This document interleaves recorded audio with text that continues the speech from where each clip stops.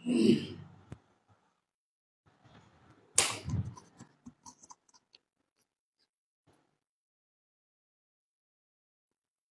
আলাইকুম, প্রিয় শিক্ষার্থীরা, আশা করি তোমরা অনেক ভালো আছো। আজকে আমরা সাধারণ গণিতের ষষ্ঠ অধ্যায় অর্থাৎ রেখাকোণ ত্রিভুজ এই অধ্যায়টার আমরা বেসিক ক্লাসটা করব। আগামীকালকে আমরা ইনশাল্লাহ এই অধ্যায়ের এমসিকিউ পার্টটা কমপ্লিট করব, ঠিক আছে? আচ্ছা, তা চলো দেখি আমরা কে কে আমাদের অনলাইনে আমাদের অলরেডি যুক্ত হয়ে গেছে আমাদের সাথে।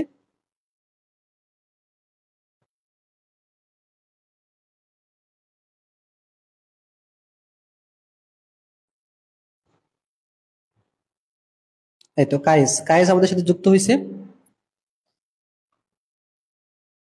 দেখি আমরা আর কয়েকজনের সাথে আর দু একজনের জন্য অপেক্ষা করি, আর কে কে যুক্ত হয় দেখি আমরা, হ্যাঁ? তারপর আমরা ক্লাসটা আজকে শুরু করে দেবো ইনশাল্লাহ। আজকে আমরা করব রেখাকোণ ত্রিভুজ।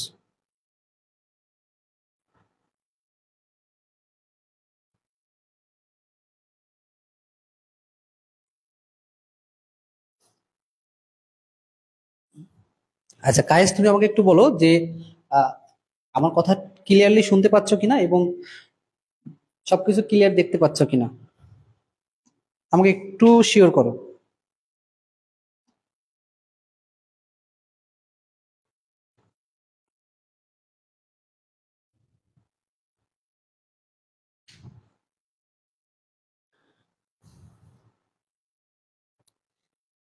আচ্ছা, যে লাইনে আছে অলরেডি সে আমাকে একটু কনফার্ম করো যে তুমি আমার কথাগুলো ঠিকমতো শুনতে পারতেছো কিনা এবং ক্লাসটা ক্লিয়ারলি দেখা যাচ্ছে কিনা।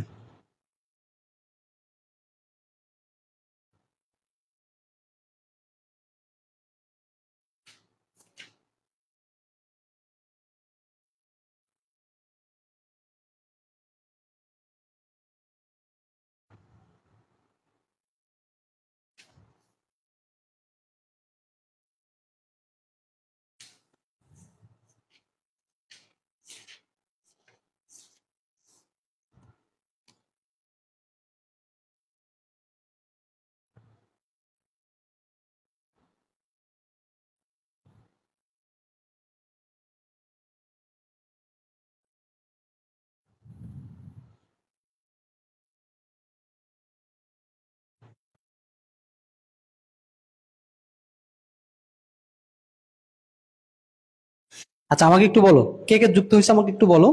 আমি দুই তিনজন হইলে কিন্তু ক্লাসটা শুরু করে দেবো, ঠিক আছে? আজকের ক্লাসটা অনেক গুরুত্বপূর্ণ ক্লাস। আজকের ক্লাসটা করলে আমাদের যেরকম ভাবে এমসিইউ গুলো খুব সহজ হয়ে যাবে আমাদের এই অধ্যায়ের, ঠিক সেরকম ভাবে কিন্তু আমাদের এই অধ্যায়ের যে উপপাদ্যগুলো আছে সেগুলো করার জন্য কিন্তু বেসিকটা ক্লিয়ার হয়ে যাবে, ঠিক আছে? তো আজকের ক্লাসটা কিন্তু সবাই প্রথম থেকে শেষ পর্যন্ত করবা। বিশেষ করে 6.3 কিন্তু সব থেকে বেশি গুরুত্বপূর্ণ। 6.1, 6.2 এবং আমাদের সরি, হ্যাঁ 6.2 তো, আচ্ছা ঠিক আছে। আচ্ছা আচ্ছা, আমার একটু নেটের সমস্যা ছিল, আমি তো তোমাদের এসএমএস গুলো দেখতে পারিনি। হ্যাঁ, আচ্ছা নেটে কি এখনো সমস্যা হচ্ছে নাকি স্মুথ আছে দেখো, বলো তো একটু আমাকে। তাহা বলতেছো আমি আসি। কায়েস কায়েস বলতেছো ক্লিয়ার স্যার। হ্যাঁ, তাহা বলতেছো ক্লিয়ার। আচ্ছা আচ্ছা, একটু বলো যে নেটটা ক্লিয়ার আছে কিনা, হ্যাঁ, ভিডিওটা স্মুথ আছে কিনা একটু বলো আমাকে। আমার মনে হচ্ছে এখানে বেঁধে যাচ্ছে, ঠিক আছে? আজকে মনে হচ্ছে একটু নেটের একটু প্রবলেম।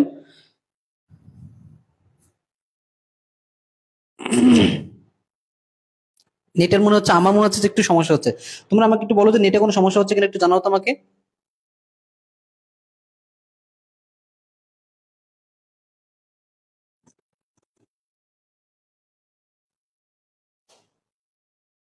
আশা করি সব ঠিকঠাক আছে, তাই না? সবকিছু ঠিক থাকলে আমরা কিন্তু শুরু করে দিব আজকে আমাদের ক্লাসটা বেসিক ক্লাসটা আমরা আজকে শুরু করে দিব। 6.1 থেকে শুরু করবো আমরা একদম 6.3 পর্যন্ত, ঠিক আছে? 6.1 থেকে 6.3।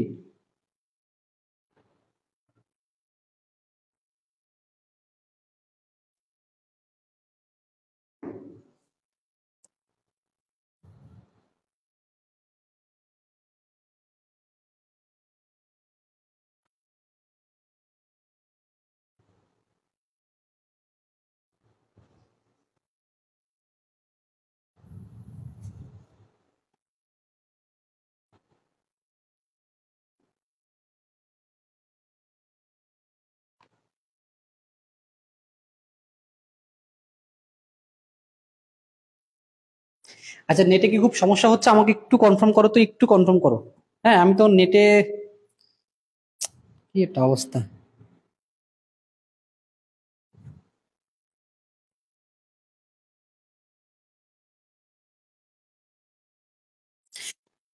এইবার কি ঠিক আছে? দেখো তো, এইবার ঠিক আছে নাকি একটু বলো আমাকে।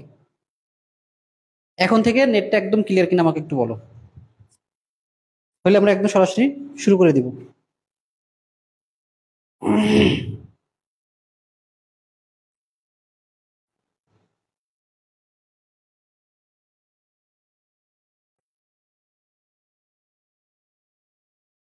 এই তো তাহা বলতেছো যে একটু প্রবলেম হচ্ছে, তবে আমাকে এখন একটু বলো যে এখন সবকিছু ক্লিয়ার আছে কিনা। এখন সবকিছু ক্লিয়ার আছে কিনা একটু আমাকে জানো, হ্যাঁ।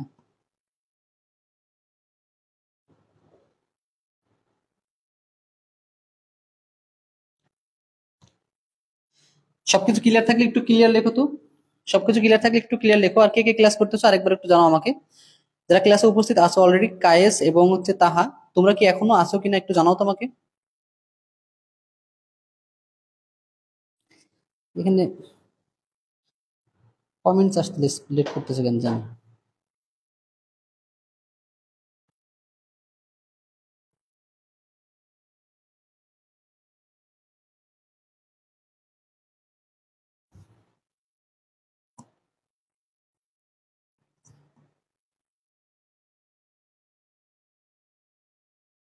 আচ্ছা, আমার মনে হয় এবার ঠিক হয়ে গেছে, এটা সমস্যাটা মনে হয় ঠিক হয়ে গেছে। আমরা শুরু করে দিই, হ্যাঁ, আমরা শুরু করে দিব। আজকে আমাদের প্রথম যে টপিকটা সেটা হচ্ছে 6.1। 6.1-এ আমরা এখানে তিনটা বস্তু সম্পর্কে জানবো। আমরা ধরো তিন ধরনের বস্তু, এক মাত্রিক, এক মাত্রিক বস্তু শিখবো আমরা প্রথমে। 2 নম্বরে শিখবো দ্বিমাত্রিক বস্তু।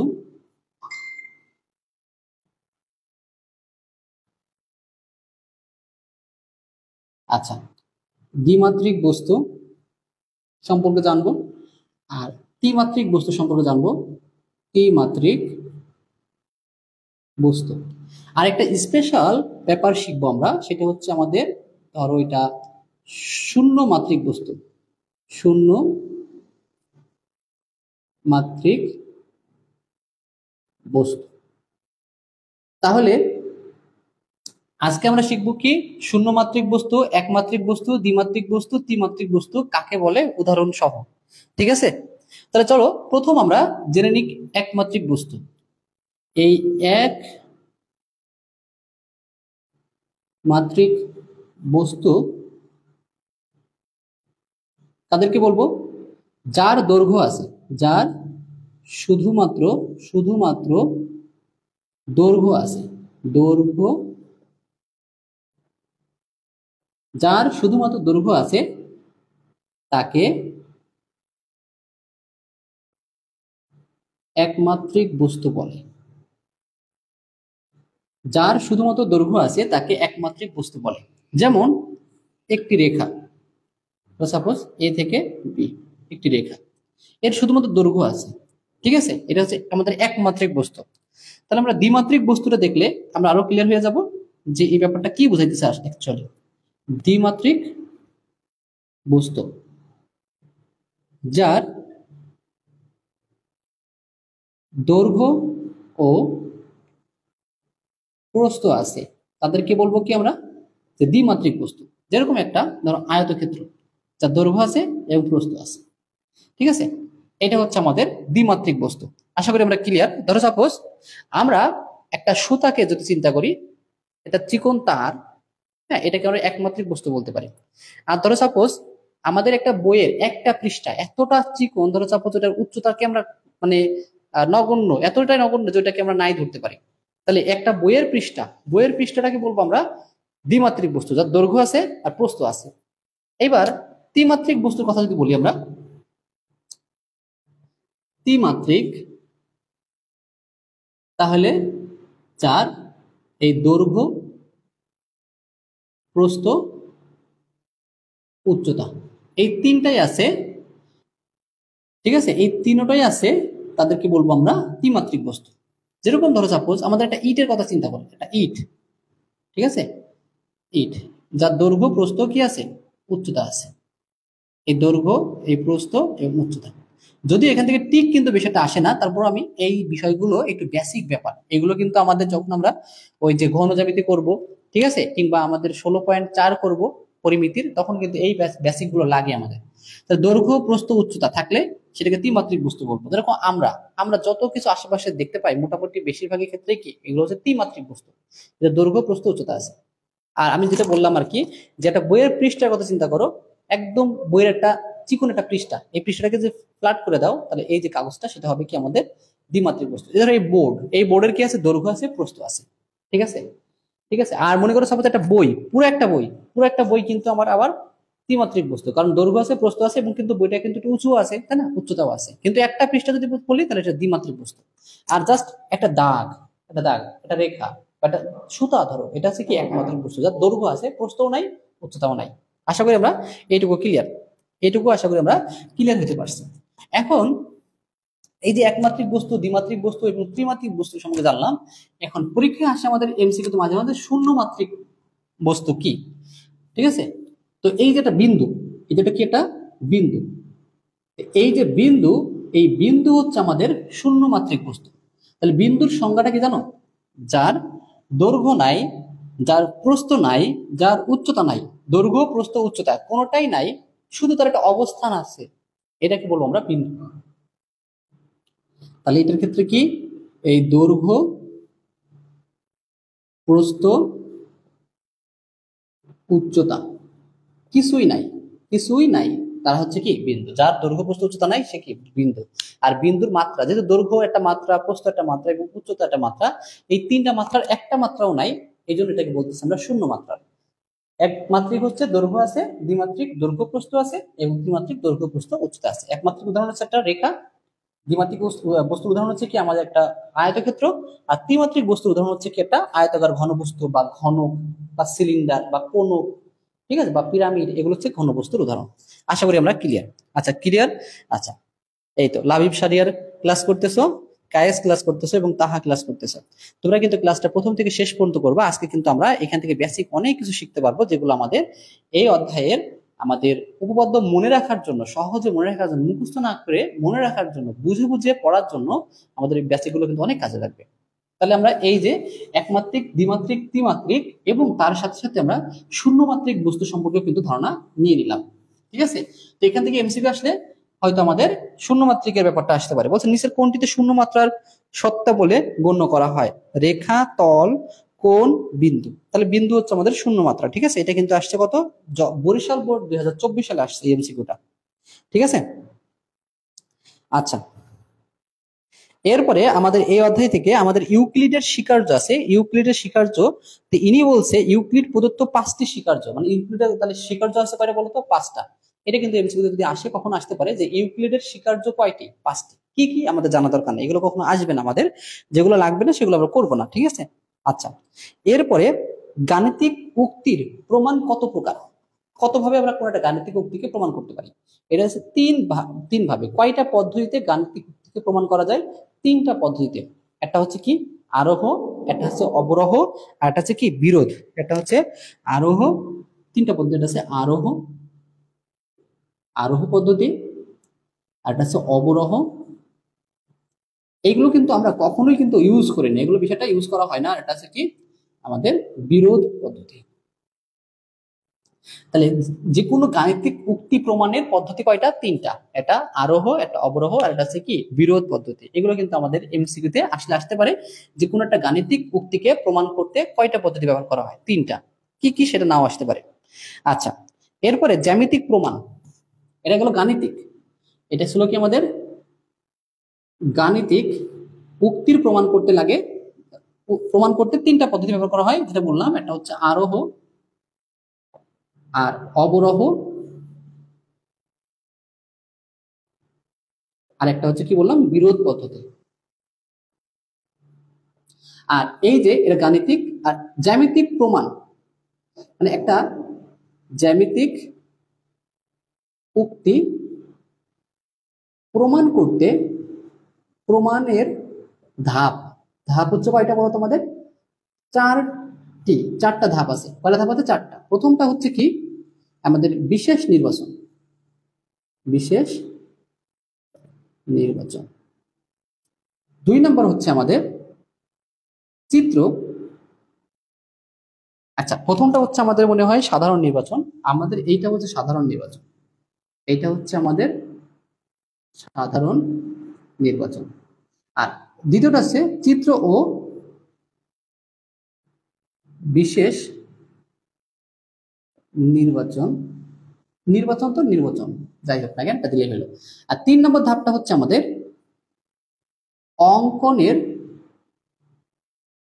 অঙ্কনের বিবরণ, বিবরণ। আর 4 নম্বর ধাপটা হচ্ছে আমাদের প্রমাণ। তাহলে জ্যামিতিক উক্তি প্রমাণের ধাপ হচ্ছে কয়টা বলতো? 4টা। এটা হচ্ছে 3টা আলাদা আলাদা পদ্ধতি, এটা কিন্তু পদ্ধতির হিসাব। আর জ্যামিতিক উক্তির একটা একটা উক্তি বললাম, ধরো সাপোজ অর্ধবৃত্তস্থ কোণ এক সমকোণ, এটা হচ্ছে আমাদের জ্যামিতিক একটা উক্তি। এটা প্রমাণ করতে গেলে আমাদের 4টা ধাপে করতে হবে। প্রথম হচ্ছে সাধারণ নির্বাচন, তারপর হচ্ছে চিত্রের সাথে বিশেষ নির্বাচন, 3 নম্বর হচ্ছে অঙ্কনের বিবরণ, মানে আমাদের ওই জ্যামিতিটা প্রমাণ করতে গেলে যদি নতুন কিছু আঁকতে হয় তাহলে সেই অঙ্কনের বিবরণ, আর লাস্ট ওয়ান হচ্ছে আমাদের প্রমাণ। আশা করি আমরা এটা ক্লিয়ার, ঠিক আছে? এটুকু আশা করি আমরা ক্লিয়ার। তাহলে এইটা কিন্তু পরীক্ষা আসতে পারে, জ্যামিতিক উক্তি প্রমাণের ধাপ কয়টি? 4টি। হ্যাঁ, 4টি হচ্ছে ধাপ, এটা কিন্তু আমরা মনে রাখবো। আচ্ছা, তাহলে এটা গেল। এই যে আমরা যতটুকু করলাম আমি বললাম যে আজকে আমাদের এই 6.1, 6.2 এবং 6.3 এমসিকিউর জন্য এবং সিকিউর জন্য, এমসিকিউ এবং সিকিউর জন্য এই চ্যাপ্টারটা কিন্তু বেশি গুরুত্বপূর্ণ, এটা কিন্তু বেশি গুরুত্বপূর্ণ, এইগুলো কিন্তু অতটা গুরুত্বপূর্ণ না, ঠিক আছে? এগুলো কিন্তু বেশি গুরুত্বপূর্ণ, এটা কিন্তু সেটা গুরুত্বপূর্ণ না। সো আমরা এই 6.1 থেকে যতটুকু শিখছি মোটামুটি এইটুকুই যথেষ্ট। এরপর আমরা চলে যাবো 6.2। 6.2 প্রথমে আমরা একটা জিনিস শিখবো, সেটা হচ্ছে রেখা, রেখাংশ এবং রশ্মি। এই যে রেখা, রেখাংশ এবং রশ্মি, এই 3টা জিনিসের পার্থক্যটা কিন্তু আমাদের বুঝতে হবে, 3টা জিনিসের কিন্তু পার্থক্য বুঝতে হবে। তো তোমরা সংখ্যা রেখা সম্পর্কে সবার কিন্তু ছোটবেলা থেকে ধারণা আছে, সংখ্যা রেখা যেখানে সংখ্যাগুলো থাকে, তাই না? সংখ্যা 1 2 3 -1 -2, আমি এমনভাবে বলবো যেন তুমি মিলাইতে পারো এবং এটা মনে রাখতে পারো। সংখ্যা রেখায় এই যে 3, এদিকে কি চলতেই থাকে না? -2 -3 -5 চলতেই থাকে না? চলতেই থাকে। তার মানে এই যে রেখার রেখার এগুলো কিন্তু প্রান্তবিন্দু, এগুলো কি প্রান্তবিন্দু, এর কিন্তু কোনো প্রান্তবিন্দু নেই। রেখা যে, তার কিন্তু কোনো কি নাই বলতো? প্রান্তবিন্দু নাই, অসীম। এই যে প্রান্তবিন্দু কি দুই দিকে কি অসীম, দুই দিকে অসীম। আচ্ছা, এবার আমরা যদি রেখাংশের কথা বলি, তাহলে ধরো এই একটা রেখা, এই ধরো একটা রেখা, এই রেখার এখান থেকে শুরু করে এখানে পর্যন্ত এ থেকে বি অংশ কেটে নিলাম, তাহলে এ বি অংশ, এটাকে বলবো রেখাংশ। আর এই রেখাংশের কিন্তু প্রান্তবিন্দু আছে, প্রান্তবিন্দু আছে একটা এবং একটা, দুইটা আছে। এরপরে আসি আমরা রশ্মি। রশ্মি হচ্ছে ধরো এই যে দেখো, একদিকে চলতেই আছে, আরেকদিকে কিন্তু কি আরেকটা বিন্দু কি স্থির। তাহলে স্থির বিন্দু কয়টা আমাদের এখানে? একটা, একটা হচ্ছে কি চলমান বিন্দু।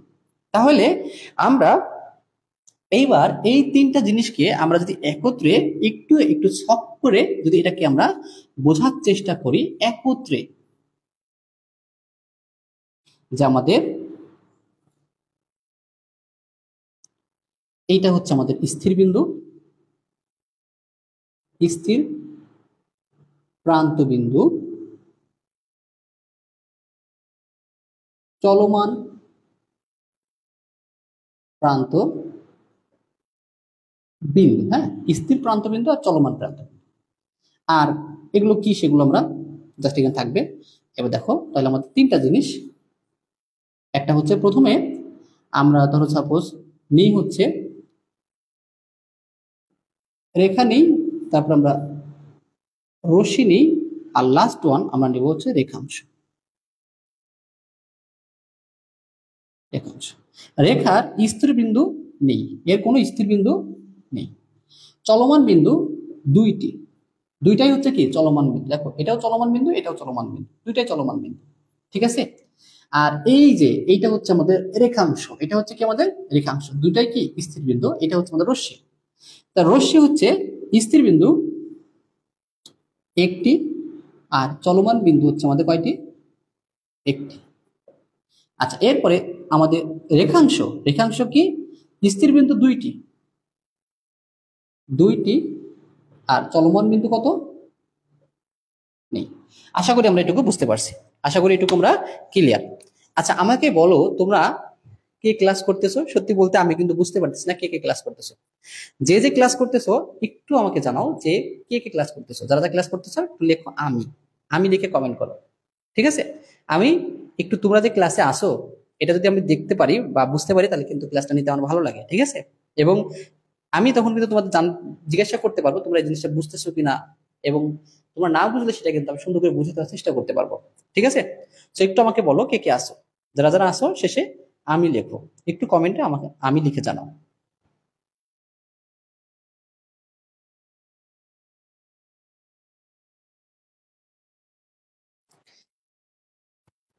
আচ্ছা, এই তো অনেকেই দেখতেছি কমেন্ট করতেছো। হ্যাঁ, এই তো কায়েস আসো। হ্যাঁ, আসসালামু আলাইকুম। আমাদের ঋতু বলতেছে আচ্ছা ওয়ালাইকুম আসসালাম। লাবিব বলতেছে আসসালামু আলাইকুম। ওয়ালাইকুম আসসালাম লাবিব। হ্যাঁ লাবিব, আমি ভালো আছি, তুমিও আশা করি ভালো আছো, ঠিক আছে? আচ্ছা, সমস্যা হয়েছে যে আমি যে ফোনটা দিয়ে আমি তোমাদের কমেন্টস গুলো দেখি এই ফোনটাতে একটু স্লো দেখাচ্ছে, তো তোমাদের কমেন্টস গুলো আমি সাথে সাথে পাচ্ছি না। হ্যাঁ, সাথে সাথে পাচ্ছি না, এবং কতজন যে ক্লাস করতেছো এটাও কিন্তু এখানে শো করতেছে না, এইটাই হচ্ছে সমস্যা। এর জন্য আমি বুঝতে পারতেছি না। আচ্ছা, সমস্যা নেই, তোমরা যদি কোথাও বুঝতে না পারো অবশ্যই কমেন্ট করে রাখবা, কমেন্টটা আমি একটু পরে হলেও কিন্তু দেখবো, আর আমি কিন্তু পরে হলেও কিন্তু সেটা বুঝিয়ে দেবো, ঠিক আছে? আশা করি আমরা বুঝতে পারছি। তো চলো আমরা এই যে এইটা কিন্তু খুবই গুরুত্বপূর্ণ একটা টপিক, রেখা কি, রেখাংশ কি এবং রশ্মি কি, এই তিনটা জিনিসের পার্থক্যটা কিন্তু আমাদের একটা ম্যাথের স্টুডেন্ট হিসাবে কিন্তু বেসিক জিনিসটা কিন্তু জানতে হবে। রেখার দুইটা প্রান্তই অসীম, রশ্মির একটা প্রান্ত অসীম একটা প্রান্ত স্থির, আর রেখাংশ, রেখাংশ তার মানে কি দুইটা তোমার কি প্রান্তই হচ্ছে কি স্থির, এটা কিন্তু অসীম না, ঠিক আছে? আশা করি আমরা ক্লিয়ার। আচ্ছা, তো এইখানে কিন্তু আমরা একবারে সবকিছু একবারে এই ছোট্ট শখটা কিন্তু দেখতে পারলে মনে রাখতে পারলেই কিন্তু আমাদের সবকিছু হয়ে যাবে। আচ্ছা, এইবার চলে আসি আমরা বিভিন্ন কোণ সম্পর্কে জানবো, বিভিন্ন কোণ। তো কোণ, কোণের একটা সংজ্ঞা আছে, আমরা জানি ত্রিকোণমিতিক কোণ এবং জ্যামিতিক কোণের কিন্তু সংজ্ঞার পার্থক্য আছে। জ্যামিতিক কোণের সংজ্ঞাটা হচ্ছে কি, বলছে দুইটি একই সমতল, একই সমতলে দুইটি রশ্মি, দুইটি রশ্মি, রশ্মি মানে কি দেখো এই যে একটা প্রান্ত বিন্দু থাকবে একটা চলমান বিন্দু থাকবে, মানে একটা স্থির একটা চলমান, দুইটি একই সমতলে দুইটা রশ্মি একত্রিত মিলিত হইলে, দেখো বলছে একই সমতলে দুটি রশ্মির প্রান্ত বিন্দু, একই সমতলে দুটি রশ্মির প্রান্ত বিন্দু একই হলে, একই সমতলে দুইটি রশ্মির প্রান্তবিন্দু একই হলে কোণ তৈরি হয়। তার মানে এইখানে কি হবে তৈরি হবে বলতো? কোণ তৈরি হবে। একই সমতলে, একই সমতলে দুইটি রশ্মির প্রান্তবিন্দু একই হলে তখন এদের মাঝখানে যেটা হয় সেটাই হচ্ছে কোণ, যেটা হয় সেটাই হচ্ছে কি কোণ। কোণ অনেক প্রকারের হইতে পারে, আজকে আমরা কোণ কি কি প্রকারের হইতে পারে সবগুলো আমরা একটু একটু করে শিখবো, ঠিক আছে? আমাদের কতটুকু লাগবে মানে কোনটা পরীক্ষায় আসবে না আসবে সেটা কিন্তু ইম্পর্টেন্ট, আমাদের কথা হচ্ছে মোট যে এই বেসিক জিনিসগুলো যারা আমরা ছোট থেকে শিখছি হয়তো মনে নেই, সেগুলোকে একটু জাস্ট রিভাইজ করে দেওয়া। প্রথমে আমরা শিখবো সূক্ষ্মকোণ, সমকোণ, 3 নম্বরে শিখবো স্থূলকোণ। আশা করি আমরা এই বিষয়গুলো আমরা সবাই কম বেশি জানি, তারপর আমি তোমাদের জাস্ট একটু মনে করিয়ে দিব। স্থূলকোণ, সরল কোণ,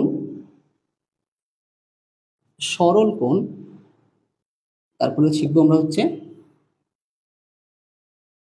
প্রবৃদ্ধ কোণ। এই প্রবৃদ্ধ কোণ সম্পর্কে হয়তো অনেকের ধারণা না থাকতে পারে, আমরা এই বিষয়টাও আজকে জানবো। প্রথমে সূক্ষ্মকোণ। আচ্ছা, সূক্ষ্মকোণ হচ্ছে কি, আগে সমকোণের কথাটাই আসি, একটা সরলরেখা আর একটা সরলরেখা যদি এরা লম্বভাবে ছেদ করে, দুইটা সরলরেখা যদি পরস্পরকে লম্বভাবে ছেদ করে তবে এদের মধ্যবর্তী যে কোণটা হয় এইটা কি বলা হয়? এক সমকোণ। আর এই এক সমকোণকে আমরা বলি কত ডিগ্রি? 90 ডিগ্রি। এক সমকোণ সমান কত ডিগ্রি বলতো? 90 ডিগ্রি। তাই দুটি সরলরেখা পরস্পর লম্বভাবে ছেদ করলে এদের মধ্যবর্তী যে কোণ সেটাকে বলি এক সমকোণ, এবং এই এক সমকোণ সমান সমান হচ্ছে 90 ডিগ্রি। আশা করি এইটুকু আমরা ক্লিয়ার। এখন তাহলে সমকোণ হচ্ছে কি 90 ডিগ্রি কোণ, থিটা যখন আমাদের 90 ডিগ্রি তখন সেটাকে বলবো আমরা সমকোণ। এখন সূক্ষ্মকোণকে 90 ডিগ্রি থেকে ছোট যে কোনো কোণকেই আমরা বলবো সূক্ষ্মকোণ। 90 ডিগ্রি থেকে ছোট কোণকে সূক্ষ্মকোণ বলবো। তার মানে থিটা এর মানটা যদি 90 থেকে ছোট হয় তখন সেটাকে বলবো আমরা সূক্ষ্মকোণ। তাহলে 90 ডিগ্রি থেকে ছোট কোণকে আমরা সূক্ষ্মকোণ বলি। স্থূলকোণ কি? এই যে ধরো সাপোজ এইটা, এই কোণটা হচ্ছে স্থূলকোণ, অর্থাৎ 90 ডিগ্রি থেকে বড় এবং 180 থেকে ছোট এই কোণটাকে আমরা বলি স্থূলকোণ। তার মানে এই 90 ডিগ্রি থেকে কোণটা আমাদের বড় হবে কিন্তু 180 ডিগ্রি থেকে ছোট হবে, এই কোণটাকে বলবো আমরা স্থূলকোণ। আশা করি লেখাগুলো দেখা যাচ্ছে, ঠিক আছে? স্থূলকোণ আছে গেল। এবার আসি আমরা সরল কোণ। সরল কোণ কি? এই 180 ডিগ্রি কোণকে আমরা বলি সরল কোণ। থিটা যখন আমাদের 180 ডিগ্রি হবে তখন এটাকে বলবো আমরা এক সরল কোণ, এক সরল কোণ। আর যদি মনে করো সাপোজ এখান থেকে যখন আমরা কোণটা হিসাব করতেছি, এটা হচ্ছে 180, 180 থেকে বড় কিন্তু এই যে 360 থেকে ছোট, এটা হচ্ছে ধরো আমাদের 0, এটা ধরো আমাদের 180, এটা ধরো আবার ঘুরে আসলে এটা 360। সো এই 180 থেকে বড় যারা এবং 360 থেকে ছোট যারা তাদেরকে বলবো আমরা প্রবৃদ্ধ কোণ। এগুলোকে বলবো আমরা কি? প্রবৃদ্ধ কোণ। যেরকম থিটা যদি আমাদের 270 হয় তাহলে এটা কি কোণ বলতো? এটা প্রবৃদ্ধ। কারণ কি? 180 থেকে বড় এবং 360 থেকে ছোট হইলে কিন্তু প্রবৃদ্ধ কোণ। তার মানে থিটা যদি 180 থেকে বড়, 180 থেকে বড় কিন্তু 360 থেকে ছোট, এই ধরনের কোণকে বলবো আমরা প্রবৃদ্ধ কোণ, প্রবৃদ্ধ কোণ। তাহলে আমি আবার বলতেছি, সমকোণের সংজ্ঞাটা সবার আগে দিলে আমাদের জন্য সুবিধা হয়। যে দুইটি সরলরেখা পরস্পরকে যদি লম্বভাবে ছেদ করে তাহলে এদের মধ্যবর্তী কোণকে আমরা এক সমকোণ বলি। আর এক সমকোণ সমান 90 ডিগ্রি।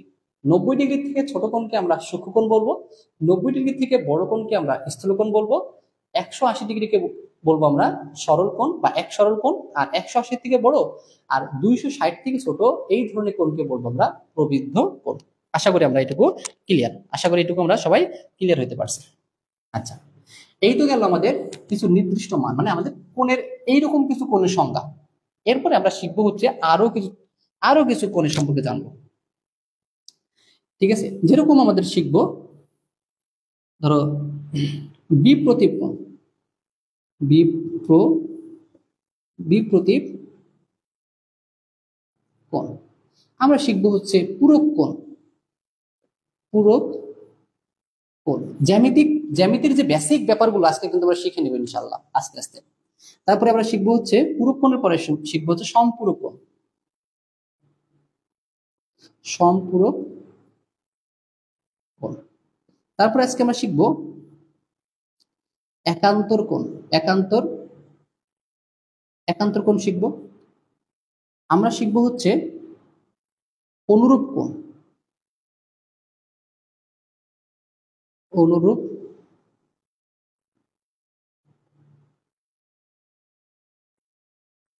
ঠিক আছে, অনুরূপ কোণ। তারপরে আমরা আরো কিছু কোণ শিখবো।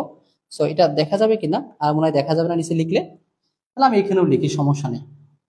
আমরা ধরো সাপোজ 6 নম্বরে শিখবো অনুরূপ কোণ, তো বললাম আমরা। তারপরে সন্নিহিত কোণ শিখবো, সন্নিহিত কোণ শিখবো।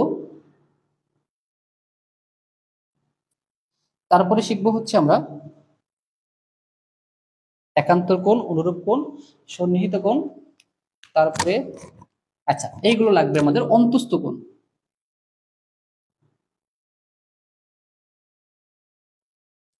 অন্তস্থ কোণ, বহিস্থ কোণ। আমি জানি তোমরা অনেকেই এই বিষয়গুলোর ম্যাক্সিমাম জিনিসগুলোই কিন্তু জানো, তারপরও প্রতিটা জিনিস, আমার কাজ হচ্ছে প্রতিটা জিনিসকে তোমাদের আরেকবার করে মনে করিয়ে দেওয়া, ঠিক আছে? এগুলো মানের উপর ভিত্তি করে এই কোণগুলোকে আমরা শিখলাম। আর এই যে বিপ্রতীপ কোণ, পূরক কোণ, সম্পূরক কোণ, একান্তর কোণ, অনুরূপ কোণ, সন্নিহিত কোণ, অন্তস্থ কোণ, বহিস্থ কোণ, এই বিষয়গুলো কিন্তু আজকে আমরা শিখবো। আচ্ছা, দেখি আর কোনো জিনিস আমাদের বাকি থাকলো কিনা, সেগুলো দেখি। আমার মনে হয় যতটুকু দরকার তার থেকে বেশি কিন্তু আমরা এখানে লিখছি, কোনো সমস্যা নাই, সব রকমটাই মোটামুটি হয়ে গেছে এখানে। আচ্ছা, তাহলে চলো আমরা শুরু করি প্রথমে যে বিপ্রতীপ কোণ। তা বলতেছি দেখো, বিপ্রতীপ কোণ সংখ্যাটা হচ্ছে, ধরো সাপোজ এখানে একটা সরলরেখা আর সরলরেখা পরস্পরকে ছেদ করছে, করলে এই যে সরলরেখা দুইটা এই যে পাশে একটা কোণ তৈরি করলো, ধরে নিলাম ধরো সাপোজ এই কোণটা হচ্ছে আমাদের 100, তো 200 ডিগ্রি, ধরে নিলাম কত, 200 ডিগ্রি। তাহলে এই যে কোণটা হইলো, এই কোণের ঠিক বিপরীত দিকে যে কোণটা হবে, এই কোণটাও হচ্ছে 200 ডিগ্রি। ঠিক আছে, এটা পরের কথা, 200 ডিগ্রি না কত ডিগ্রি সেটার পরের কথা।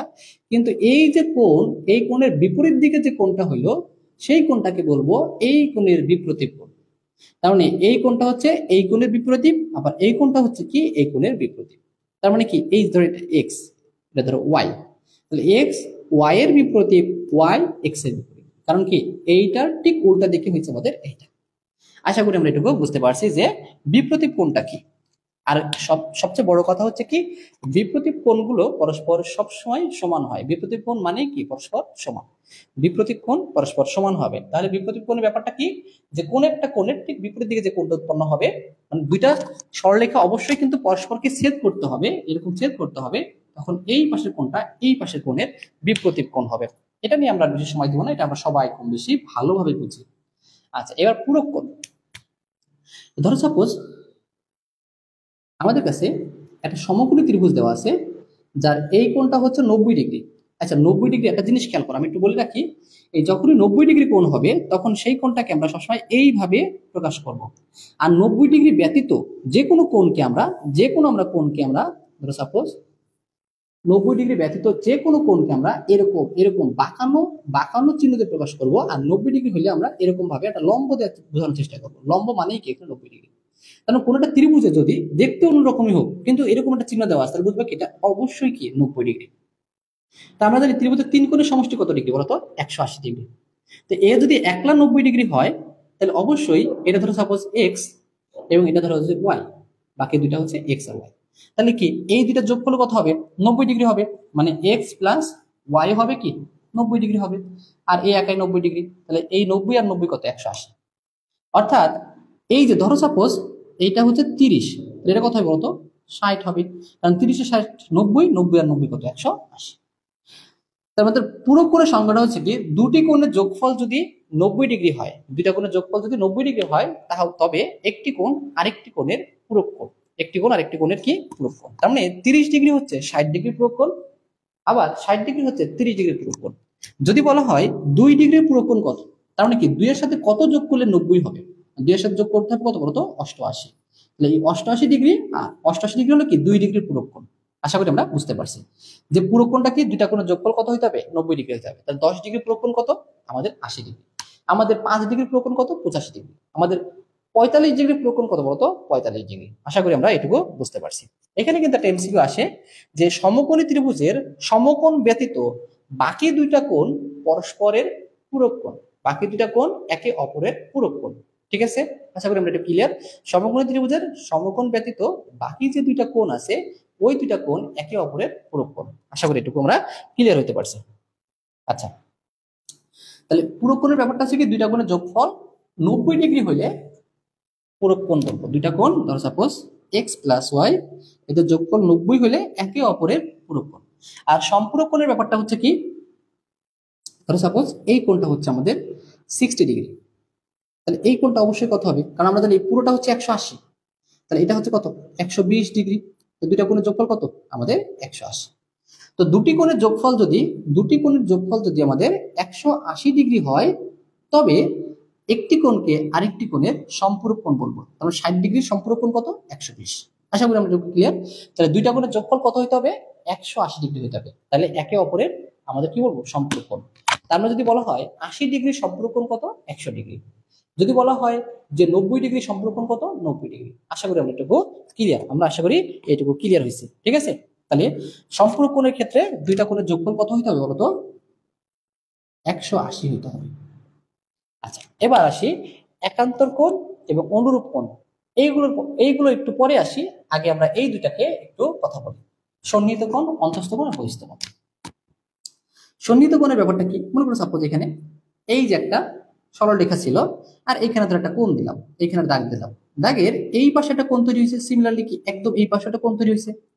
তো সাপোজ এইটা হচ্ছে এক্স, আর ধরো এটা ধরো পি।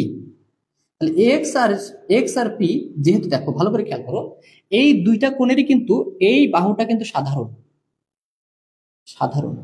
দুটি কোণের যদি একটি সাধারণ বাহু থাকে, দুটি কোণ যদি একটি সাধারণ বাহু দ্বারা গঠিত হয়, দুটি কোণ যদি একটি সাধারণ বাহু দ্বারা, দেখো এই কোণটা আমাদের ধরো এই বাহুটা এবং এই বাহুটা দিয়ে গঠিত, ঠিক আছে।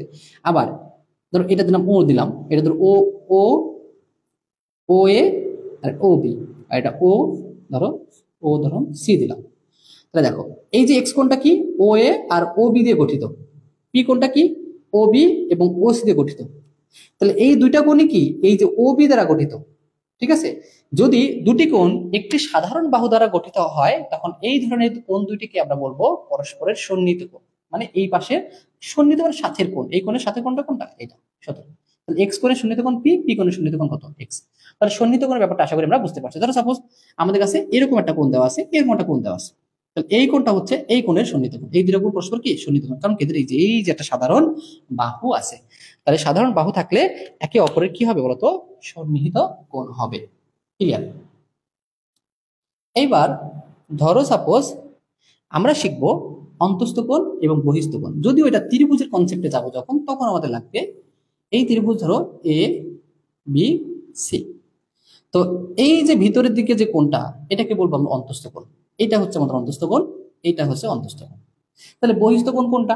ধরো সাপোজ আমরা একটা ত্রিভুজকে আমরা যে কোনো ত্রিভুজের একটা বাহুকে বর্ধিত করলাম। ধরো সাপোজ আমাদের এটা পি, এটা ধরো কিউ, এটা ধরো আর। এই কিউ আর বাহুকে আমরা ধরো এস পর্যন্ত বর্ধিত করলাম। তাহলে এই কোণটা ছিল কি বলতো আমাদের অন্তস্থ কোণ, এই কোণটা ছিল কি অন্তস্থ কোণ। আর এই যে কোণটা, এইটাকে বলবো আমরা বহিস্থ কোণ। বহিস্থ, এই কোণটা হচ্ছে আমাদের বহিস্থ কোণ। আশা করি আমরা বুঝতে পারছি বহিস্থ কোণ যে শুধুমাত্র এই দিকেই তৈরি হবে তা কিন্তু না। আমরা যদি এই বাহুটাকে এই দিকে বর্ধিত করতাম, এই বাহুর সাথে এই যে কোণটা, এটাও কিন্তু আমাদের কি বহিস্থ কোণ হতো। এই কোণটা আমাদের বহিস্থ কোণ। তাহলে বহিস্থ কোণ ব্যাপারটা দেখো, আমি যদি এই দিকে বর্ধিত করতাম, হ্যাঁ এই বাহুটাকে এই দিকে বর্ধিত করতাম, এইটাও কিন্তু আমাদের বহিস্থ কোণ হইতে পারতো। আবার যদি এটাকে আমি এইদিকে বর্ধিত করতাম, তাহলে এইটাও কিন্তু আমাদের বহিস্থ কোণ। সিমিলারলি এটা যদি আমরা এদিকে বর্ধিত করতাম, তাহলে এটা হচ্ছে বহিস্থ কোণ। ক্লিয়ার? আবার যদি এটাকে এদিকে বর্ধিত করতাম, এটা হচ্ছে বহিস্থ কোণ। কারণ বহিস্থ কোণ কয়টা, একটা দুইটা তিনটা চারটা পাঁচটা ছয়টা। একটা ত্রিভুজের তিনটা অন্তস্থ কোণ থাকে, ছয়টা বহিস্থ কোণ থাকতে পারে। তিনটা অন্তস্থ কোণ থাকতে পারে এবং ছয়টা হচ্ছে আমাদের বহিস্থ কোণ থাকতে পারে। আশা করি আমরা এটুকু ক্লিয়ার হতে পারছে। ঠিক আছে, আশা করি আমরা এটুকু ক্লিয়ার যে অন্তস্থ কোণ কি বহিস্থ কোণ কি। এই যে এইটা এইটা এবং এইটা, এগুলো হচ্ছে অন্তস্থ কোণ। ধরো সাপোজ আমি তোমাদের বলে দিলাম যে ধরো এটা হচ্ছে আমাদের 50 ডিগ্রি, আর এই কোণটা হচ্ছে আমাদের 100, 100 ধরো সাপোজ কত, দুইটা যোগফল 180 হতে হবে, তার মানে এটা হচ্ছে 130 ডিগ্রি সাপোজ। তাহলে এই ত্রিভুজের এই কোণটা কিন্তু একটা অন্তস্থ কোণ, কিন্তু এই যে 130টা, এই 130 কিন্তু আমাদের কি বহিস্থ কোণ। 130 ডিগ্রি কোণ হচ্ছে বহিস্থ কোণ। আশা করি আমরা এইটুকু ক্লিয়ার। আজকে দেখো আমরা কিন্তু একদম ডিটেলসে, একদম ভিতর থেকে বোঝার চেষ্টা করতেছি জিনিসটা অ্যাকচুয়ালি কি। ঠিক আছে, ধরে ধরে বোঝানোর চেষ্টা করতেছি। আমি কিন্তু এরপরে ত্রিভুজ নিয়ে কথা বলবো, অনেক কিছু নিয়ে কথা বলবো। আজকে আমরা যদি ক্লাসটা করি, যারা জ্যামিতির একদম ছোটবেলা থেকে পড়ে আসছো, হয়তো সেগুলো মনে নেই, একদম পুরো জিনিসটাই কিন্তু কাভার হয়ে যাবে ইনশাল্লাহ। ঠিক আছে। আর এই জ্যামিতির আজকের ক্লাসটা তুমি যদি ভালো করে করো, এরপরে ব্যবহারিক জ্যামিতি পাবা, এরপরে বৃত্ত পাবা। তারপরে তুমি ধরো সাপোজ জ্যামিতি রিলেটেড কিন্তু আমাদের আরো দুটো অধ্যায় আছে, 14 নম্বর অধ্যায় এবং 15 নম্বর অধ্যায়, সেগুলোও কিন্তু আমাদের জন্য এই জ্যামিতির কনসেপ্ট গুলো কাছে লাগবে। এবং তোমরা যখন হায়ার ম্যাথের 3 নম্বর অধ্যায় জ্যামিতি, 4 নম্বর অধ্যায় জ্যামিতির অঙ্কন, ঠিক আছে, এগুলো করবা, তখনও কিন্তু আমাদের এই জিনিসগুলো অনেক অনেক কাজে লাগবে। ঠিক আছে, আশা করি আমরা বুঝতে পারছি।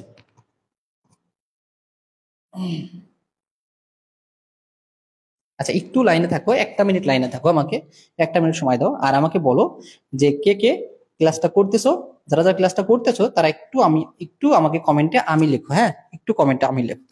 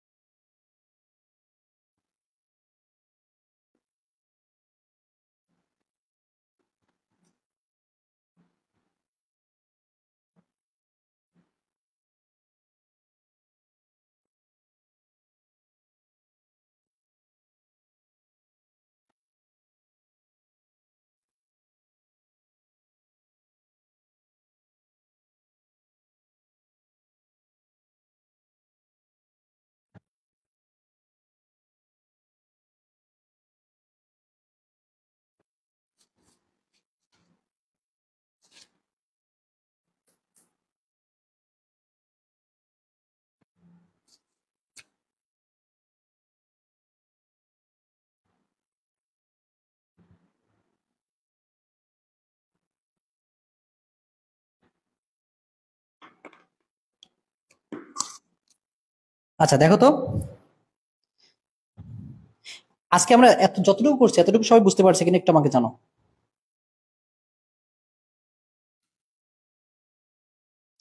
তাহলে অন্তস্থ কোণ বহিস্থ কোণের ব্যাপারটা বুঝলাম, সন্নিহিত কোণ ব্যাপারটা বুঝলাম, এবারে কি আমরা একান্তর কোণ এবং অনুরূপ কোণটা বুঝবো, ঠিক আছে? আচ্ছা, এখানে মনে করো সাপোজ এই একটা আছে আমাদের সরলরেখা, আর এই একটা সরলরেখা, এ বি একটা সরলরেখা আমাদের, এবং সিডি আমাদের আরো একটা সরলরেখা। এখন এই দুইটা সরলরেখা যদি সমান্তরাল হয়, অর্থাৎ এ বি সমান্তরাল হলে কিন্তু এই চিহ্নটাকে ব্যবহার করা হয়, এ বি এবং সিডি এই দুটো যদি সমান্তরাল হয়, আর এই যে এটা কি বললাম, ধরো সাপোজ পি এবং কিউ, এটা হচ্ছে আমাদের ছেদক। ছেদক যদি হয়, ঠিক আছে, ছেদক মানে কি, যেই সরলরেখাটা ধরো সাপোজ এ বি রেখা এবং সিডি রেখাকে ছেদ করছে, এই জন্য ছেদক বলতেছি। ছেদক যদি হয়, তাহলে দেখো এই যে কোণটা, এই কোণটাকে এই কোণের অনুরূপ কোণ বলা হয়, এই কোণটাকে এই কোণের কি বলা হবে, অনুরূপ কোণ। আর যদি দুইটা সরলরেখা সমান্তরাল হয়, তাহলে ছেদক দ্বারা যে অনুরূপ কোণগুলো তৈরি হইলো এগুলো হচ্ছে পরস্পর সমান হবে, অর্থাৎ এটা যে এক্স ডিগ্রি হয় এটাও কি হবে, আমাদের এক্স ডিগ্রি হবে। আশা করি এটুকু আমরা বুঝতে পারছি যে অনুরূপ কোণটা কি। আবার দেখো এখানে কিন্তু অনেক রকম অনুরূপ কোণ তৈরি করতে পারি, ধরো সাপোজ এই কোণটা হবে এই কোণটার অনুরূপ কোণ, ঠিক আছে? আবার সিমিলারলি দেখো আমরা যদি বলি যে এই কোণটা হবে এই কোণটার অনুরূপ কোণ, এটাও কিন্তু কারেক্ট। আবার যদি বলি আমরা যে ধরো সাপোজ এই কোণটার অনুরূপ কোণ হচ্ছে আমাদের এইটা, এটাও কিন্তু আমাদের সঠিক। তার মানে অনুরূপ কোণগুলো পরস্পর কি হবে, সমান হবে। কথা কি ক্লিয়ার? এটা আশা করি আমরা বুঝতে পারছি। অনুরূপ কোণ কোনটা, এই যে আমাদের এই একটা ছেদক, এই কোণটার সাথে এই কোণটা একদম অনুরূপ, হ্যাঁ, একই পাশে। দেখো এই যে সরলরেখার ডান দিকে উপরে, এই সরলরেখার ডান দিকে উপরে, এগুলোকে বলা হয় অনুরূপ কোণ, এগুলোকে বলা হয় কি, অনুরূপ কোণ। আচ্ছা গেল, এরপরে আমরা আসবো হচ্ছে একান্তর কোণ। দেখো মনে করো সাপোজ এই যে সরলরেখাটা আছে, এই সরলরেখার এই যে উপরে সরলরেখাটার ডান দিকে, কোন দিকে, ডান দিকে নিচে, ডান দিকে কোথায়, নিচে, এই সরলরেখার সাথে নিচে। আর এই যে সরলরেখাটা আছে বাঁ দিকে, কোন দিকে, বাঁ দিকে, কিন্তু এই নিচে না হয়ে উপরে, উপরে। তাহলে আমরা বলবো এই যে কোণটা, ধরো এটা ওয়াই কোণ এবং এটা ওয়াই কোণ, এটাকে বলবো একান্তর কোণ, একান্তর কোণ। আবার ধরো সাপোজ এই সরলরেখার উপরেরটা, ধরো এটা উপরেরটা, এটা ধরো পি, আর এই সরলরেখার এটা হচ্ছে নিচেরটা, নিচেরটা এটা হচ্ছে পি, এই কোণটা হচ্ছে একান্তর কোণ, এটা হচ্ছে এটা একান্তর কোণ, ঠিক আছে? আর অনুরূপ কোণ কোনটা বলছিলাম, এইটা আর এইটা হচ্ছে আমাদের অনুরূপ কোণ। আশা করি আমরা বুঝতে পারছি অনুরূপ কোণ একান্তর কোণ বুঝতে পারছি। তাহলে যদি সমান্তরাল হয় তাহলে অনুরূপ কোণগুলো একান্তর কোণগুলো সমান হবে। এই সমান্তরাল হলে কিন্তু আরেকটা শর্তও কিন্তু, মানে দুইটা সরলরেখা যদি সমান্তরাল হয় তাহলে এই একই পাশে, ধরো এই যে এটা আছে অন্তস্থ কোণ, কারণ ভিতরের দিকে আছে, দেখো তো এই সরলরেখা এবং এইটা ভিতরের দিকে আছে, এবং এইটা হচ্ছে অন্তস্থ কোণ, কারণ কি ভিতরের দিকে আছে। আর এইগুলো এইগুলো এগুলো হচ্ছে বহিস্থ কোণ। ব্যাপারটা ভালো করে বুঝো।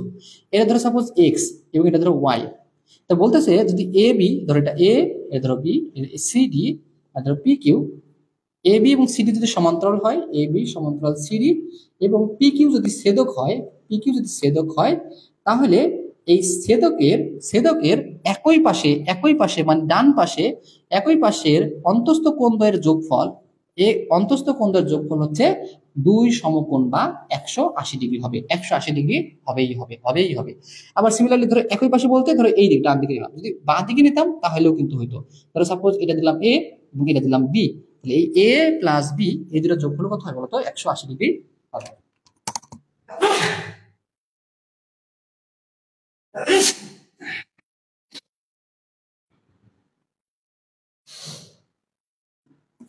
হ্যাঁ, এটাও কিন্তু আমাদের 180 ডিগ্রি হবে। আশা করি আমরা বুঝতে পারছি। আচ্ছা চলো আমরা তাহলে পরবর্তী টপিকটা চলে যাই। এখানে আমাদের কোন রিলেটেড কিন্তু আশা করি আমরা সব ধরনের তথ্যই কিন্তু এখানে বুঝতে পারছি। আচ্ছা এইবার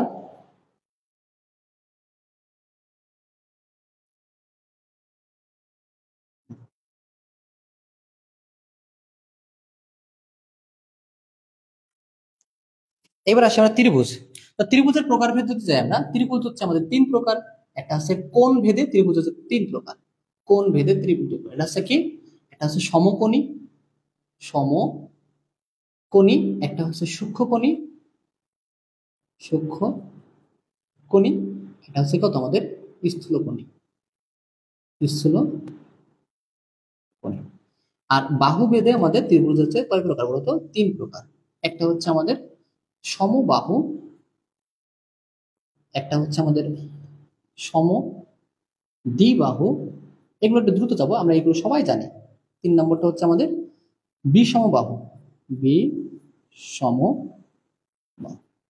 সমবাহু, সমদ্বিবাহু, বিষমবাহু। আচ্ছা, প্রথমে আসি আমাদের একটা ত্রিভুজ। ত্রিভুজ সম্পর্কে একটু জ্ঞান নিই আমরা। এইটা হচ্ছে আমাদের একটা শীর্ষবিন্দু, এটাকে বলি একটা শীর্ষবিন্দু, এটাকে বলি একটা শীর্ষবিন্দু। ত্রিভুজের 3টা শীর্ষবিন্দু থাকে এবং 3টা শীর্ষবিন্দুকে সবসময় আমরা ইংরেজি বর্ণমালার, হ্যাঁ, ইংরেজি বর্ণমালার অক্ষর দ্বারা তো প্রকাশ করি, কিন্তু বড় হাতের অক্ষর দ্বারা প্রকাশ করে থাকি। আচ্ছা, এবার আসি এই যেগুলো হচ্ছে কোণ, এগুলো হচ্ছে কি আমাদের কোণ। এইগুলো আমরা আলফা, বিটা, গামা, এরকম ফাই, সাই, হ্যাঁ, কাই, এইসব দিয়ে আমরা প্রকাশ করি, থিটা, বিটা, এইগুলো দ্বারা প্রকাশ করে থাকি। সো এইগুলোকে কোন আমরা এগুলোতে প্রকাশ করতে পারি। আবার আমার ইচ্ছা মতো এক্স ওয়াই জেড, হ্যাঁ, ছোট হাতের এগুলো কি ছোট হাতের এক্স ওয়াই, এগুলো দ্বারাও কিন্তু প্রকাশ করা হয়ে থাকে। তো যাই হোক, একটা জিনিস খেয়াল করো, এই ত্রিভুজটা, একটা জিনিস খেয়াল করো, এই ত্রিভুজের প্রতিটা কোণ, প্রতিটা কোণই কিন্তু দেখো 90 ডিগ্রি থেকে কম, 90 ডিগ্রি থেকে কি কম। তাহলে যেই ত্রিভুজের সবগুলো কোণ, প্রতিটি কোণ সূক্ষ্মকোণ, সূক্ষ্মকোণ মানে 90 ডিগ্রি থেকে কম, তাকে বলা হবে সূক্ষ্মকোণী ত্রিভুজ। এটা হচ্ছে আমাদের কি সূক্ষ্মকোণী ত্রিভুজ। আর যেই ত্রিভুজের একটি কোণ, কয়টি কোণ, একটি কোণ সমকোণ, একটি কোণ কি সমকোণ মানে 90 ডিগ্রি, তাকে বলা হবে সমকোণী, তাকে বলা হবে সমকোণী। আর যেই ত্রিভুজের একটি কোণ স্থূলকোণ মানে 90 ডিগ্রি থেকে বড়, সেটাকে বলা হবে স্থূলকোণী। তার মানে সবগুলো কোণ সূক্ষ্মকোণ হলে সূক্ষ্মকোণী, আর একটা কোণ সমকোণ হলেই সমকোণী, একটা কোণ স্থূলকোণ হলে স্থূলকোণী। আশা করি আমরা এটা বুঝতে পারছি। স্থূলকোণী, সমকোণী, সূক্ষ্মকোণী, আশা করি আমরা ক্লিয়ার। আচ্ছা, তাহলে এটা ক্লিয়ার হইলে এর পরবর্তী চলে যাবো আমরা। বাহুবিধ ত্রিভুজ 3 প্রকার। যেই ত্রিভুজের তিনটা বাহু সমান, এই বাহুটা, এই বাহুটা এবং এই বাহুটা সমান, তাকে বলবো আমরা সমবাহু, সমবাহু, ঠিক আছে, বা সুষমবাহু কিন্তু বলা হয় এটাকে। আচ্ছা, আর যেই ত্রিভুজের এরকম ধরো 2টা বাহু, মানে এই বাহুটা আর এই বাহুটা সমান, যেই ত্রিভুজের 2টা বাহু সমান তাকে বলবো আমরা সমদ্বিবাহু, সমদ্বিবাহু, এটা খুবই সহজ কথা।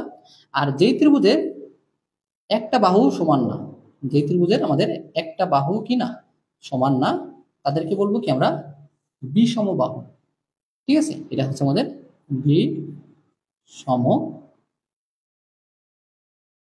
বিষমবাহু, এটা হচ্ছে আমাদের বিষমবাহু ত্রিভুজ।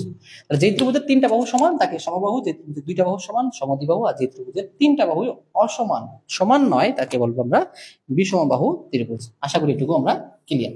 তাহলে বাহু ভেদে ত্রিভুজ 3 প্রকার, কোণ ভেদে ত্রিভুজ 3 প্রকার। আশা করি এই ত্রিভুজ নিয়ে কোনো সমস্যা থাকবে না।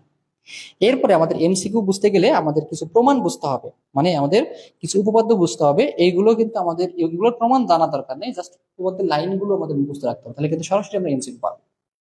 এবং পরবর্তীতে আমরা উপপাদ্য করতে গেলে কিন্তু এই কনসেপ্টগুলো আমাদের অনেক কাজে লাগবে।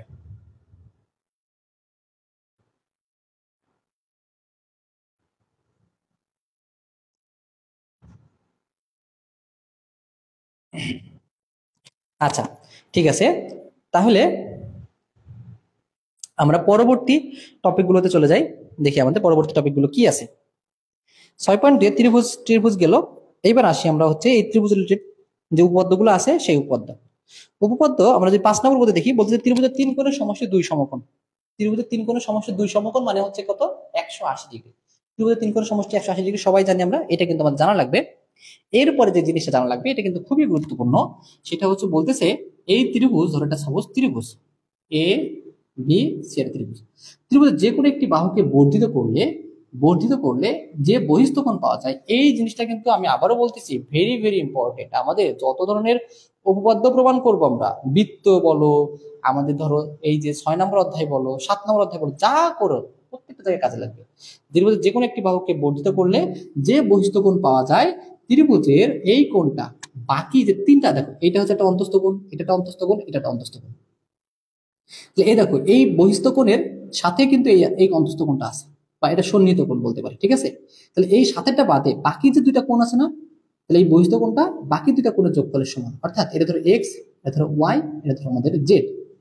তাহলে আর এর ধরো সাপোজ আমাদের পি, তাহলে এই পি কোণটা হবে এক্স প্লাস ওয়াই এর সমান, ওয়াই এর যোগফলের সমান।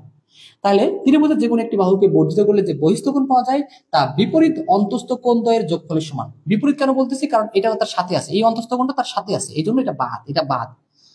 যদি ত্রিভুজের যে কোনো একটি বাহুকে বর্ধিত করা হয়, তাহলে যে বহিস্থ কোণ পাওয়া যায় তা বিপরীত অন্তস্থ কোণের যোগফলের সমান। ধরো সাপোজ আমি এইবার এই কোণটাকে বর্ধিত করবো, এই বাহুটাকে বর্ধিত করবো, তাহলে এই কোণটা ধরো সাপোজ আমাদের নাম দিলাম ধরো এম, তাহলে এই কোণটা হবে কি, এইটা বাদে, এই অন্তস্থ কোণটা বাদে বাকি যে দুটো কোণ আছে, অর্থাৎ ধরো সাপোজ এর নাম দিলাম ধরো এ, এর নাম দিলাম ধরো সাপোজ বি, তাহলে এই এম হবে কি এ প্লাস বি এর সমান। তাহলে ধরো সাপোজ আমাদের কাছে ধরো এই যে এই কোণটা দেওয়া আছে 30, এটা দেওয়া আছে আমাদের 50, তাহলে এই কোণটা কত হবে, এই কোণটা হবে কি 30 আর 50 যোগফল অর্থাৎ 80 এর সমান। আশা করি এটুকু আমরা ক্লিয়ার। এটা কিন্তু খুবই খুবই গুরুত্বপূর্ণ একটা টপিক। আচ্ছা ঠিক আছে, আমরা এরপর অনুসিদ্ধান্ত দেখি। বলতে ত্রিভুজের একটি বাহুকে বর্ধিত করলে যে বহিস্থ কোণ উৎপন্ন হয় তাই এর অন্তস্থ কোণের বিপরীত কোণ অপেক্ষা বৃহত্তর। আচ্ছা এটা তো আমরা জানি। সমকোণী ত্রিভুজের সূক্ষ্মকোণ দ্বয় পরস্পর পূরক কোণ। সমকোণী ত্রিভুজের সূক্ষ্মকোণ দ্বয়, এই যে বললাম সমকোণী ত্রিভুজের বাকি দুইটা, এই সমকোণী ত্রিভুজের বাকি দুইটা কোণ, এই ধরো এক্স এটা ওয়াই, বলছে এই এক্স এবং ওয়াই এরা একে অপরের পূরক কোণ। আমরা জানি কি এই দুটো যোগফল কত, 90 90 তো নাকি? সো এই জন্য আমরা বলি কি যে এই দুইটা কোণ একে অপরের পূরক কোণ। আচ্ছা এরপরে আমরা চলে যাব হচ্ছে বাহু কোণের সর্বসমতা। আহা এই জিনিসটা খুবই খুবই গুরুত্বপূর্ণ। আমাদের দুইটা ত্রিভুজ কিভাবে সর্বসম হবে, এই কনসেপ্টটা তোমাদের খুবই গুরুত্বপূর্ণ, এটা কাজে লাগবেই লাগবে। এটা কিন্তু কখনোই কোনোভাবে মিস করা যাবে না। দুইটা ত্রিভুজ কখন আমাদের সর্বসম বলতে পারবো, তো সর্বসম বলার আমাদের কয়েকটা কয়েকটা শর্ত আছে। প্রথম যে উপপাদ্যটা আছে সেটাকে বলা হয় বাহু বাহু আর বাহু উপপাদ্য, বাহু বাহু বাহু উপপাদ্য। তারপরটা হচ্ছে বাহু কোণ বাহু উপপাদ্য। 3 নম্বরটা হচ্ছে আমাদের কোণ বাহু কোণ উপপাদ্য। এই যে গেল 3টা, আর একটা হচ্ছে স্পেশাল, সেটা হচ্ছে সমকোণী ত্রিভুজের ক্ষেত্রে, সমকোণী ত্রিভুজের ক্ষেত্রে একটা উপপাদ্য আছে যেটাকে বলি আমরা অতিভুজ বাহু উপপাদ্য। অতিভুজ বাহু উপপাদ্য। তাহলে ত্রিভুজ যেটা সমবাহু ত্রিভুজ, তোমার হচ্ছে সর্বসম ত্রিভুজ এবং সদৃশ কোণী ত্রিভুজ, এর পার্থক্যটা একটু বোঝার চেষ্টা করি। ধরো সাপোজ আমরা প্রথমে সদৃশ কোণের কথায় আসি। একটা সমবাহু ত্রিভুজ দিলাম, সমবাহু ত্রিভুজের 3টা বাহু সমান হয় এবং আমরা জানি 3টা কোণও সমান হয়, এটা 60, এটা 60 এবং এটা 60, এটা সমবাহু ত্রিভুজ। ঠিক আছে, এবার ধরো সাপোজ আমি এখানে আরো একটা ত্রিভুজ নিলাম যেটাকে আমরা সমবাহু ত্রিভুজ নিব। ধরো A prime B prime C prime, তো এটাও আমাদের 60 ডিগ্রি, এটাও আমাদের 60 ডিগ্রি, এটা হচ্ছে আমাদের 60 ডিগ্রি, এবং এবং এরা কিন্তু পরস্পরের সমান। ক্লিয়ার? বাট এই দুইটা ত্রিভুজ সদৃশ কোণী, এই দুইটা ত্রিভুজ কি বলতো সদৃশ কোণী, কিন্তু সর্বসম নয়, সর্বসম নয়। তার মানে সদৃশ কোণী হলে যে সর্বসম হবে তা কিন্তু নয়। তার মানে সর্বসম ব্যাপারটা কি সেটা একটু পরে জানবো আমরা, আগে সদৃশ কোণী ব্যাপারটা আছে। একটা ত্রিভুজের 3টা কোণ আর একটা ত্রিভুজের 3টা কোণের সমান হলেই ত্রিভুজ দুটা পরস্পর সদৃশ কোণী। এই 3টাই যে 60 ডিগ্রি করে হইতে হবে কোনো কথা নেই। মনে করো সাপোজ একটা 30, একটা 50 আর একটা 100, এইটা ধরো 30 50 100, তাহলে বলবো দুটো ত্রিভুজ পরস্পর সদৃশ কোণী ত্রিভুজ। আশা করি এটুকু আমরা ক্লিয়ার।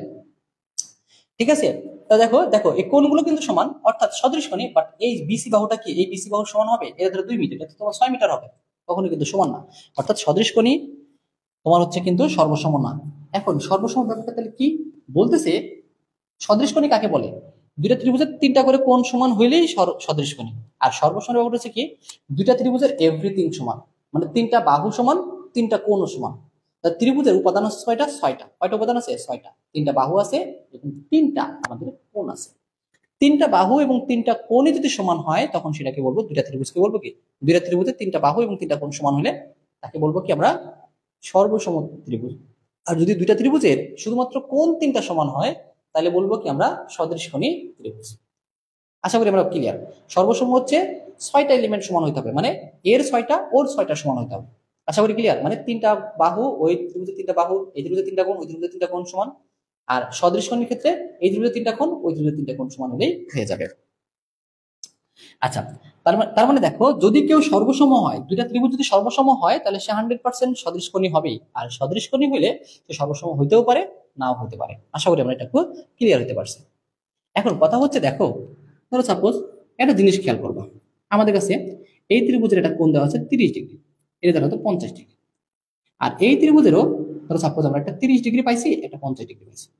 তাহলে দেখো 30 50 30 50, এই দুইটা ত্রিভুজের দুইটা করে কোণ সমান হয়ে গেছে। আচ্ছা বলো তো, তাহলে এই বাকি কোণটা কি অটোমেটিক্যালি আমাদের সমান হবে কিনা? কারণ 30 আর 50 কত, 80। আর এটা 30 50 কত, 80। আমরা জানি ত্রিভুজের 3 কোণের সমষ্টি কত, 180 ডিগ্রি। এটা 100, এটা কত, 100। তার মানে দেখো, আমরা এই 3টা কোণ সম্পর্কে ধারণা না থাকলেও কিন্তু বলতে পারি আমাদের দুটা সদৃশ কোণ।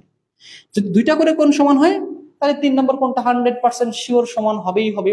তার মানে আমরা 3টা পর্যন্ত গিয়েই যে বলবো যে এরা সদৃশকোণী, তার কিন্তু কোনো দরকার নাই।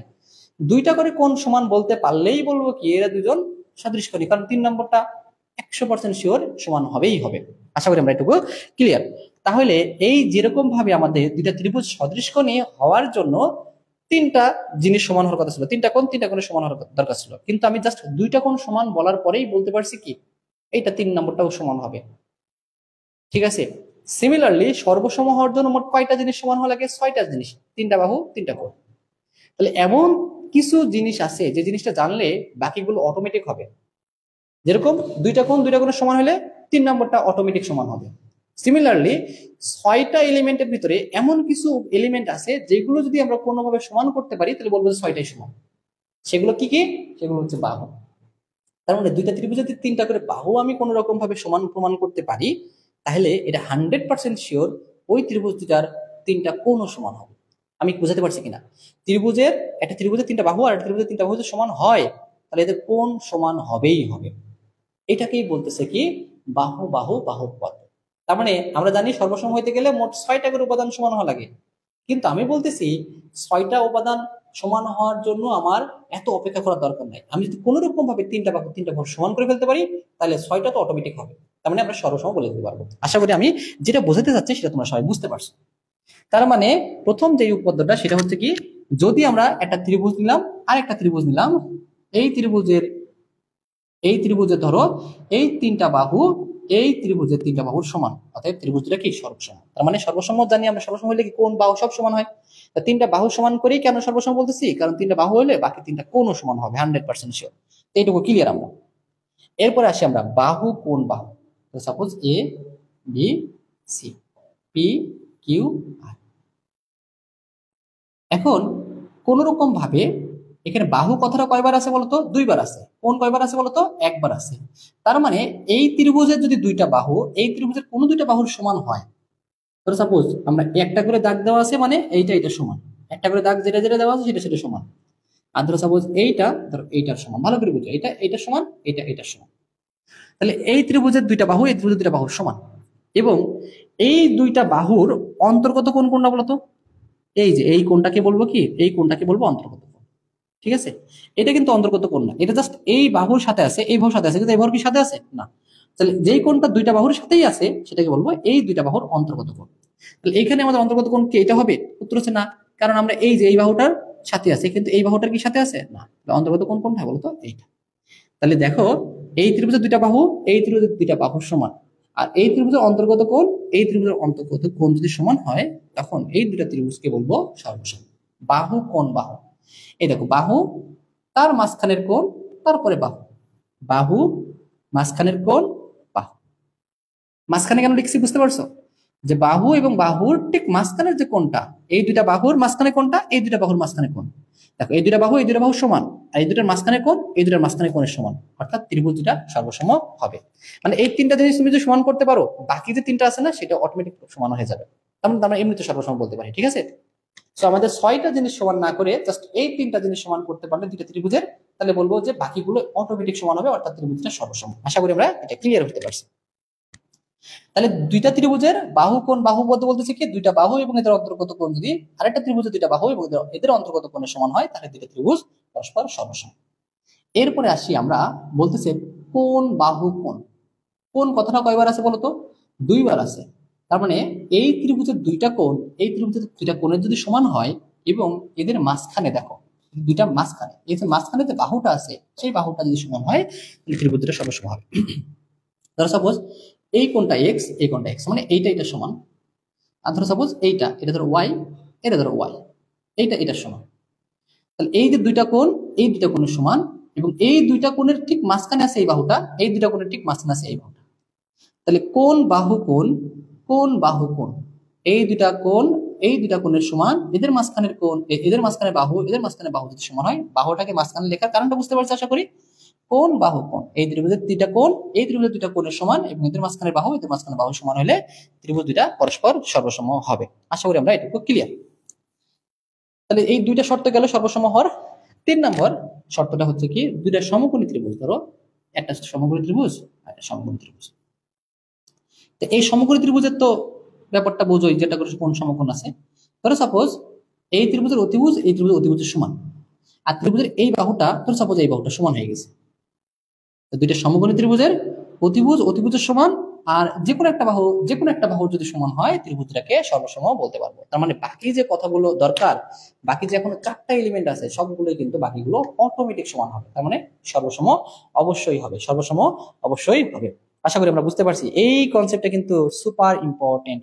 হ্যাঁ, যেই যেই উপপাদ্যই প্রমাণ করতে চাও না কেন, হ্যাঁ, এইটার বাইরে কখনোই তুমি যাইতে পারবে না, এইগুলো তোমার লাগবেই লাগবে। ঠিক আছে, আশা করি এটুকু আমরা বুঝতে পারছি। তাহলে এই কথাটা মনে রাখবা, বাহু বাহু বাহু, বাহু কোণ বাহু, কোণ বাহু কোণ, আর সমকোণী ত্রিভুজের ক্ষেত্রে অতিভুজ বাহু। বাহু বাহু বাহু, তিনটা বাহু সমান হলে ত্রিভুজ দুটা সর্বসম। দুইটা ত্রিভুজের দুইটা বাহু এবং এদের অন্তর্গত কোণগুলো সমান হয়, মানে কোণ যদি সমান হয় তাহলে বলবো কি আমরা সর্বসম। আবার দুইটা ত্রিভুজের দুইটা কোণ, আরেকটা ত্রিভুজের দুইটা কোণ এবং এদের মধ্যবর্তী বাহু, এদের মধ্যবর্তী বাহু সমান হলে ত্রিভুজের সর্বসম। এবং সমকোণী ত্রিভুজের ক্ষেত্রে অতিভুজ এবং যে কোনো একটা বাহু সমান হলে কি সর্বসম। সর্বসম কনসেপ্টটা আসি। এইবার আমি তোমাদের আরেকটা জিনিস আগে বলে রাখি, সমবাহু ত্রিভুজ, এই ত্রিভুজের তিনটা বাহু যদি সমান হয়, কোন ত্রিভুজের তিনটা বাহু সমান হলে তিনটা কোণও সমান হবে। হ্যাঁ, তার মানে ব্যাপারটা হচ্ছে যে কটা বাহু সমান সে কটা কোণ সমান, যে কটা বাহু সমান সে কটা কোণ সমান। তার মানে দেখো এই যে সমদ্বিবাহুর কথায় আসি, এবার আমরা আমরা বলছিলাম যে এই বাহুটার সমান।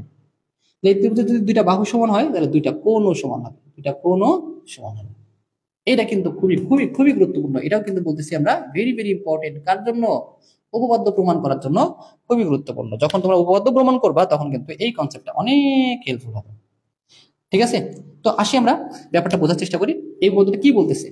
বলতেছে একটি ত্রিভুজের সমান সমান বাহুর বিপরীত কোণগুলো পরস্পর সমান। দেখো আমরা আগে বিপরীত বাহু বোঝার চেষ্টা করি। এ বি সি, ধরো এই যে এ বি একটা বাহু, এ বি একটা বাহু, এই বাহুর ঠিক বিপরীত দিকে যে কোণটা আছে এটা হচ্ছে এ বি বাহুর বিপরীত কোণ। আশা করি ক্লিয়ার। এই কোণটা হচ্ছে এ বি এর বিপরীত কোণ, বা এই কোণের বিপরীত বাহু এটা। আমরা বলতে পারি বিসি এর বিপরীত, ধরো সাপোজ আমরা নাম দিয়ে দিই এক্স, এ বি এর বিপরীত হচ্ছে এক্স, বা এক্স এর বিপরীত বাহু হচ্ছে কি এ বি, আর বিসি বাহুর বিপরীত কোণ হচ্ছে কি এদের ওয়াই, আবার এই এসি বাহু যাও বিপরীত কোণ হচ্ছে কত জেড। আশা করি ক্লিয়ার। তাহলে দেখো এই বাহুটা সমান, অর্থাৎ এই বাহুদের বিপরীত কোণগুলো পরস্পর সমান। এই বাহুর বিপরীত কোণ এই বাহুর বিপরীত কোণ সমান, অর্থাৎ এটাও এক্স এটাও এক্স। আশা করি আমরা ক্লিয়ার, আশা করি আমরা ক্লিয়ার হতে পারছি। ক্লিয়ার সবাই? আমরা সবাই ক্লিয়ার? একটা ত্রিভুজের দুইটা কোণ সমান হলে দুইটা বাহু সমান, বা দুইটা বাহু সমান হলে দুইটা কোণ সমান। ঠিক আছে, আচ্ছা তাহলে এইগুলো গেল আমাদের। এইবার আরেকটা কথা আসে, ধরো সাপোজ এই যে একটা ত্রিভুজ এ বি সি, এই ত্রিভুজের এই বাহুটা সব থেকে বড়, এটা হচ্ছে সব থেকে বড়, এইটা হচ্ছে সব থেকে ছোট বাহু। তাহলে এই বড় বাহুর বিপরীত কোণটা সব থেকে বড়, একটা ত্রিভুজের সব থেকে বড় বাহুর বিপরীত কোণটা সব থেকে বড়।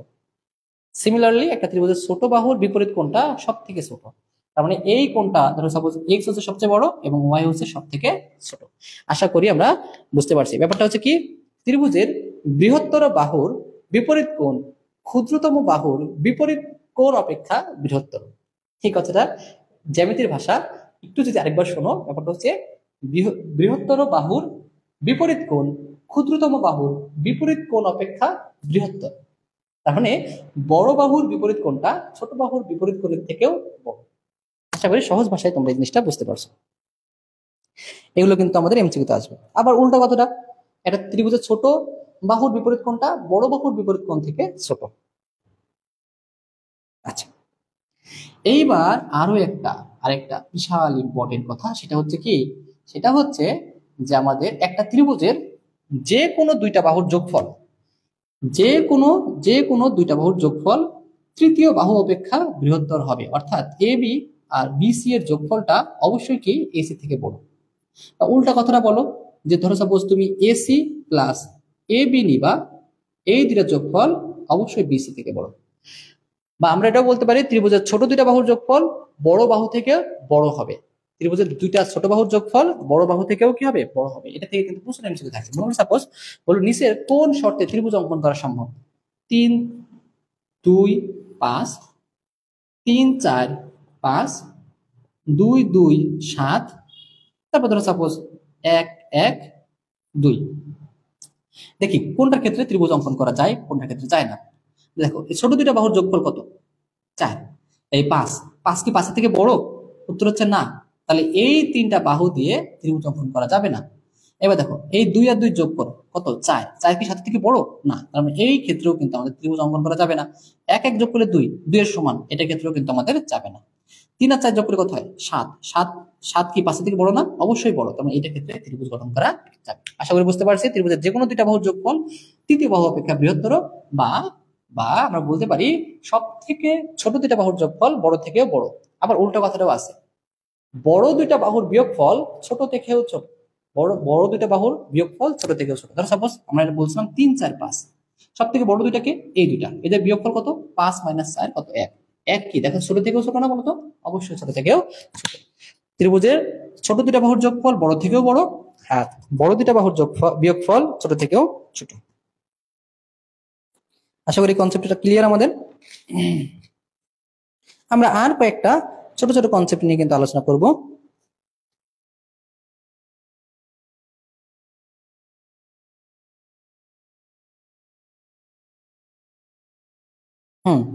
ত্রিভুজের যে কোনো দ্বিবাহুর দৈর্ঘ্য অন্তর ত্রিভুজের যে কোনো দ্বিবাহুর মধ্যবিন্দু সংযোগী হয় ত্রিভুজের সমাধান। আচ্ছা, এই যে এটা আমাদের জাতীয় প্রশ্ন ত্রিভুজের, এটা থেকে এমসিকিউ আসে আমাদের। একটি ত্রিভুজের আমাদের দুইটা বাহুর মধ্যবিন্দু, ধরো সাপোজ এ বি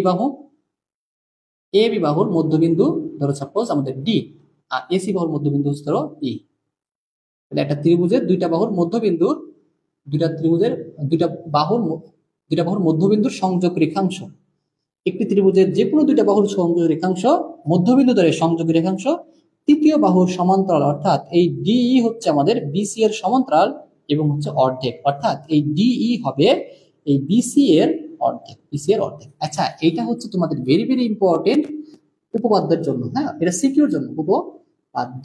তাহলে এই যে এটা সিকিউর জন্য যেরকম গুরুত্বপূর্ণ, সেরকম কিন্তু এমসিকিউ এর জন্য কিন্তু গুরুত্বপূর্ণ। সিকিউর জন্য এই অধ্যায় থেকে যদি আমরা একটা উপপাদ্য পড়ি, তাহলে অবশ্যই কিন্তু আমাদের উপপাদ্য 15টা পড়তেই হবে। এটা কিন্তু মাথায় রাখতে হবে, একটু মাথায় সেভ করে রাখতে হবে। যেটার সিস্টেমটা কি বা ব্যাপারটা হচ্ছে কি, একটা ত্রিভুজের যে কোনো দুইটা বাহুর মধ্যবিন্দুর সংযোগ রেখাংশ তৃতীয় বাহুর অর্ধেক এবং সমান্তরাল, অর্থাৎ এই দুইটা বাহু, দেখো এ বি এর মধ্যবিন্দু বি এবং এসি এর মধ্যবিন্দু ই হইলে এই ডি হবে বিসি এর সমান্তরাল এবং অর্ধেক। তৃতীয় বাহু মানে কি দেখো তো, যে কোনো দুইটা বাহু মানে কি, একটা বাহু ইউজ করে ফেলছি, একটা বাহু ইউজ করে ফেলছি, তাহলে বাকি আছে কি এটা। এই জন্য বলতেছি যে কোনো দুইটা বাহুর মধ্যবিন্দুদের সংযোগ রেখাংশ তৃতীয় বাহু মানে যেই বাহুটাকে ব্যবহার করিনি সেই বাহুটার অর্ধেক এবং সমান্তরাল।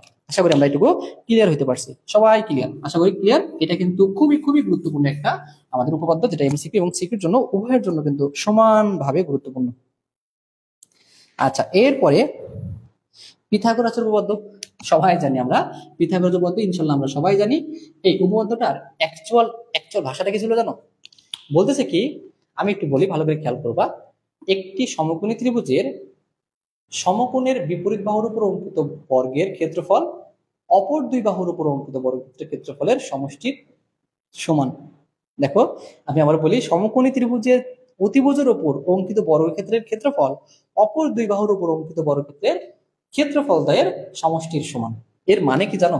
এর মানে হচ্ছে, ধরো এই যে ত্রিভুজ, সমকোণী বিপরীত বাহুকে অতিভুজ বলে, এই ত্রিভুজের উপর, এই অতিভুজের উপর একটা বর্গ আঁকবা। কি আঁকবা? বর্গক্ষেত্র আঁকবা। এই যে বর্গক্ষেত্র, বলতেছে এই বর্গক্ষেত্রের ক্ষেত্রফল যা হবে, ঠিক আছে, এই অপর দুইটা বাহুর উপর অঙ্কিত বর্গক্ষেত্র আঁকলে এদের ক্ষেত্রফলের সমষ্টির সমান হবে। ধর সাপোজ এটা 5, এটা ধরো 3, এটা ধরো 4, তাহলে এই বাহুটা যদি 5 হয় তাহলে এটাও 5 এবং এটাও 5 এবং এটাও কত? 5। তাহলে এই বাহুর স্কয়ার কত হবে, মানে ক্ষেত্রফল কত?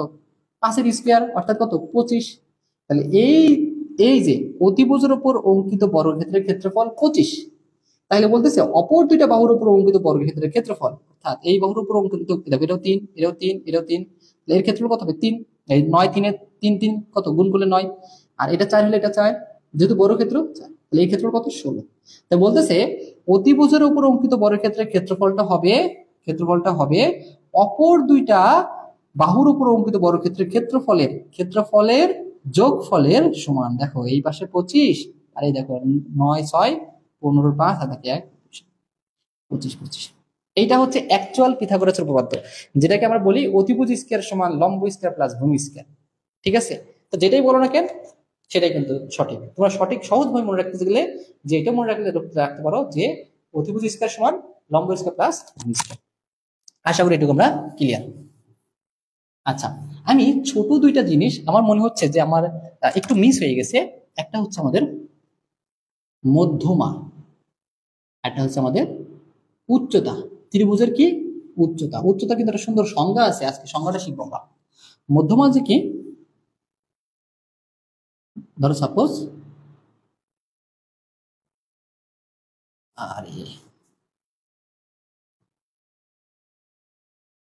আমাদের কাছে একটা ত্রিভুজ আছে, ধরো এই যে একটা ত্রিভুজ এ বি সি।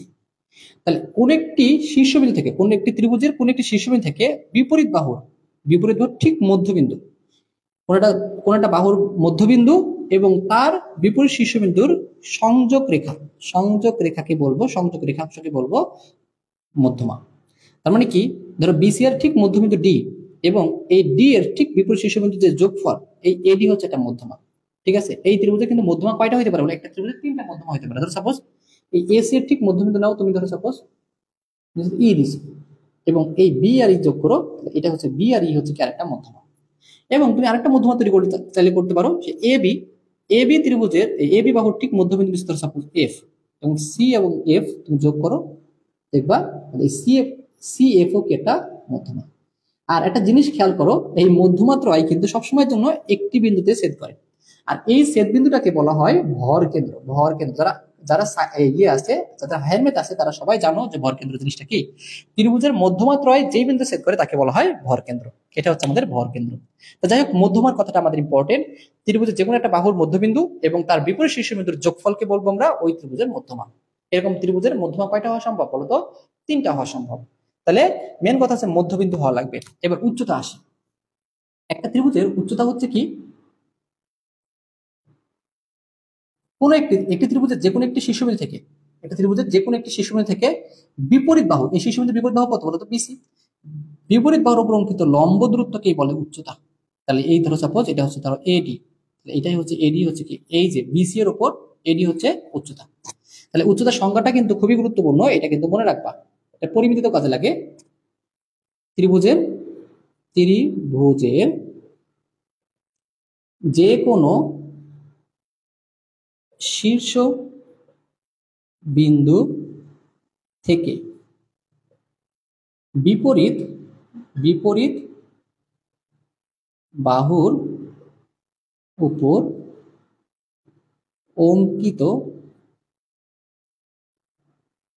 লম্বকে উচ্চতা। ঠিক আছে, আশা করি বুঝতে পারো। ধরো সাপোজ আমি এখানে ধরো একটা নিতে চাই।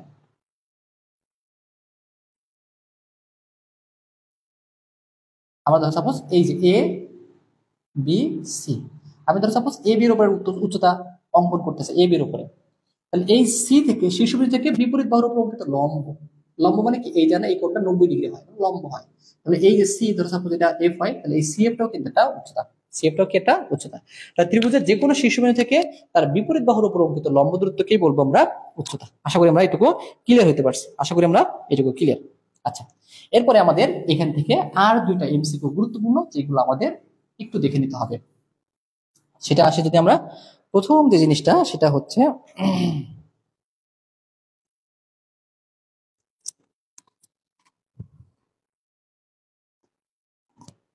ধরো আমাদের একটা ত্রিভুজ আছে এ বি সি। তো এই বি কোণের সমদ্বিখণ্ডক, আচ্ছা কোন একটা কোণের সমদ্বিখণ্ডক বলতে মনে করো সাপোজ এই কোণটা হচ্ছে 60 ডিগ্রি। সমদ্বিখণ্ডক মানে এমন ভাবে ভাগ করব যেন সমান দুই ভাগে ভাগ হয়, এটা 30, এটা 30। তাহলে সমদ্বিখণ্ডক মানে বুঝতে পারছি আমরা, সমদ্বিখণ্ডক মানে হচ্ছে বুঝতে পারছি। তাহলে মনে করো সাপোজ বি কোণের সমদ্বিখণ্ডক এবং সি কোণের সমদ্বিখণ্ডক, সি কোণের সমদ্বিখণ্ডক পরস্পর তোমার হচ্ছে ও বিন্দুতে ছেদ করে, কি ও বিন্দু ছেদ করে। যদি করে তাহলে এই যে কোণটা অর্থাৎ কোণ বি ও সি হবে, কোণ বি ও সি হবে 90 ডিগ্রি, 90 ডিগ্রি প্লাস এই যে কোণটা আছে না এই কোণটা, হ্যাঁ বি এ সি কোণটা, এটাকে আমরা শর্টকাটে এ কোণ বলতে পারি। এই কোণটা অর্ধেক এর জন্য। তাহলে এই বিওসি কোণটা হবে 90 ডিগ্রি প্লাস হাফ এ কোণ, 90 ডিগ্রি প্লাস হাফ এ কোণ। পরীক্ষায় প্রচুর প্রচুর পরীক্ষায় আসে। তো সাপোজ এই কোণটা ধরো বললো এটা 30 ডিগ্রি হলে এই কোণটা কত, তাহলে এই কোণটা কত হবে 90 প্লাস হাফ ইন্টু এ, অর্থাৎ আমাদের হচ্ছে 90 প্লাস 15 অর্থাৎ 105 ডিগ্রি। পরীক্ষায় এমসিকিউ তো প্রচুর আসে। কোন একটি ত্রিভুজের এই দুইটা তোমার আছে দুইটা কোণের সমদ্বিখণ্ডক যদি পরস্পর অবিন্দু ছেদ করে, সাপোজ এম এন পি, তাহলে এই যে এম ও এন, কোণ এম ও এন হবে 90 ডিগ্রি প্লাস, এটা কিন্তু এই প্রমাণটাও কিন্তু সৃজনশীলের জন্য গুরুত্বপূর্ণ, সিমিলারলি এটা কিন্তু এমসিকিউর জন্য গুরুত্বপূর্ণ। 90 ডিগ্রি প্লাস হাফ, তাহলে এই পি কোণ, হাফ কোণ পি। ঠিক আছে, আশা করি আমরা সবাই এইটুকু ক্লিয়ার হতে পারছি, সবাই ক্লিয়ার আশা করি। ঠিক আছে, আচ্ছা তাহলে আমরা চলে যাব পরবর্তী, দেখি আর কোন কনসেপ্ট আমাদের কাজে লাগবে কিনা, যেগুলো আমাদের এমসিকিউর জন্য গুরুত্বপূর্ণ। আচ্ছা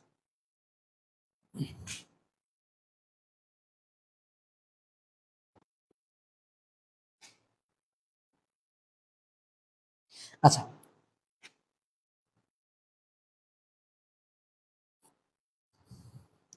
দুইটা ত্রিভুজ সর্বসম হইলে আমাদের এই চিহ্নটা ব্যবহার করতে হয়। আমরা এটা একটু দেখে রাখি, তো ডি ই এফ, এই ত্রিভুজ আর এই ত্রিভুজ সর্বসম, তখন আমরা সমান সমানের উপরে জাস্ট এরকম একটা চিহ্ন দিই।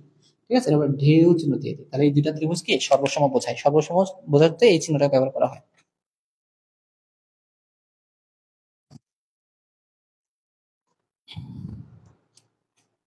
আচ্ছা তাহলে এই যে 6 নম্বর অধ্যায়টা, এই 6 নম্বর অধ্যায়টা যা যা বেসিক ছিল একদম ডিটেলসে আমি চেষ্টা করছি, একদম ডিটেলসে খুঁটিনাটি যে বিষয়গুলো যেগুলো এমসিকিউর জন্য গুরুত্বপূর্ণ, আবার যেগুলো আমাদের ভবিষ্যতের জন্য গুরুত্বপূর্ণ সেগুলোও কিন্তু দেখাচ্ছি, যেগুলো আমাদের এমসিকিউর জন্য গুরুত্বপূর্ণ, যেগুলো ভবিষ্যতের জন্য গুরুত্বপূর্ণ, সব টাইপের কনসেপ্ট নিয়ে কিন্তু আমরা এই অধ্যায়টাতে আলোচনা করছি।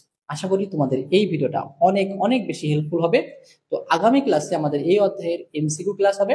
সো এমসিকিউ ক্লাসে অবশ্যই অবশ্যই সব উপস্থিত থাকবা, কারণ আমরা দেখছি বেশিরভাগ ক্ষেত্রে এই ম্যাথের এমসিকিউর ভিতরে যে জ্যামিতি থেকে আসে এমসিকিউ গুলো অনেক অনেক স্টুডেন্ট বুঝতে পারে না, কারণ এরা এই বেসিক গুলো ভালো বোঝে না, এবং এই অধ্যায়ের উপপাদ্য সবাই মুখস্থ করে, কারণ কি বেসিক তাদের ক্লিয়ার থাকে না। যদি বেসিকটাকে একটু ভালো করে ঝালাই দিতে পারি আমরা, তাহলে কিন্তু এই অধ্যায়ের উপপাদ্যগুলো কিন্তু খুব সহজেই আমরা বুঝে বুঝে অনেকদিন পর্যন্ত মনে রাখতে পারবো।